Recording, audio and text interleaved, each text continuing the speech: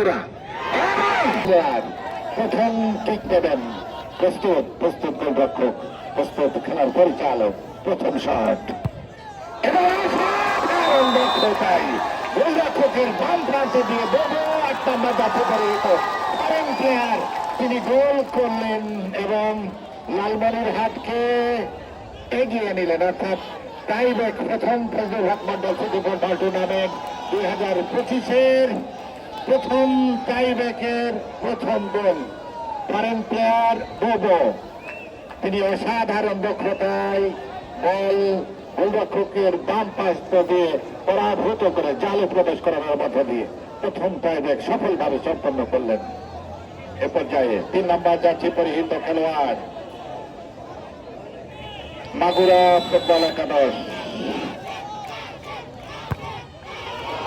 এবং 6 নম্বর জার্সি পরিহিত মাগুরা ফুটবল একাদশের ইয়ামিন অর্থাৎ 1-1 উভয় দলই একটি দ্বিতীয় টাইব্রেক অর্থাৎ দলের পক্ষে প্রথম 300 টাইব্রেক পরের টাইব্রেকের দ্বিতীয় লালমনিরহাট এবং গোল 3 নম্বর জার্সি পরিহিত লালমনিরহাট ফুটবল একাদশের সোহেল শেষ হবার কারণে টাইব্রেকের মাধ্যমে ভাগ্য নির্ধারিত হচ্ছে কে যাবে এই টুর্নামেন্টের দ্বিতীয় সেমিফাইনালিস্ট হিসেবে টুর্নামেন্টে।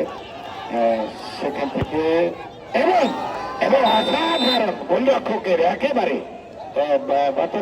ক্রস বারে নিচ দিয়ে কিন্তু একেবারে বল জালে প্রবেশ করালো। 3 নম্বর আবার শেষ পর্যন্ত না হয়ে যায় 10 নম্বর জার্সি পরিহিত খেলোয়াড় Khan brothers academy Pathanpara Lalmonirhat football একাদশ 10 নম্বর জার্সি পরিহিত খেলোয়াড়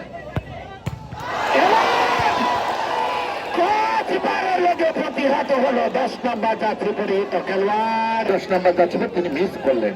এবার দেখা যাক মাগুরা কি করেন।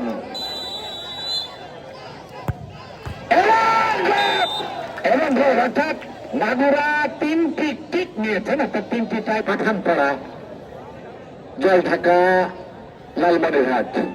চতুর্থ কিক দলের পক্ষে, দেখা যাক এই কিকটি তিনি সফলভাবে সম্পন্ন করতে পারেন কিনা। তার জন্য দর্শকদের সাথে আমি হব এবং 9 নম্বর ফজলুল হক মন্ডল সিটি ফুটবল টুর্নামেন্টের সেমিফাইনালে যাওয়ার অনেকটা সুযোগ পাচ্ছেন। দেখা যাক মাগুরা অসাধারণ দক্ষতায় 13 নম্বর জার্সি পরিহিত মাগুরা এবং এর সঙ্গে কিন্তু আজকের খেলার পরিচালক তিনি জানালেন যে টাইব্রেকে জানালেন যে লালমনিরহাটকে টাইব্রেকে পরাস্ত বা পরাভূত করে মাগুরা ফুটবল একাদশ